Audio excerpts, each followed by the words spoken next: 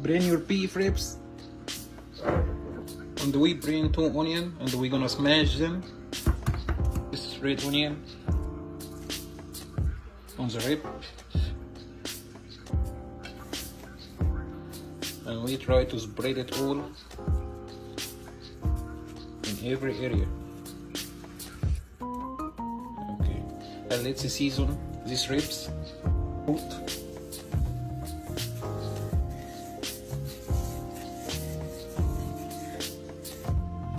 Pepper.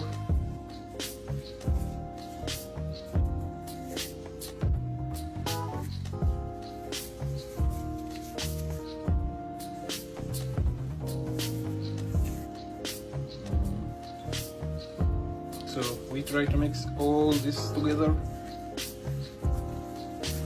I put some onion in the back over there. Yeah, try to let this onion, you put it in every inch on your ribs.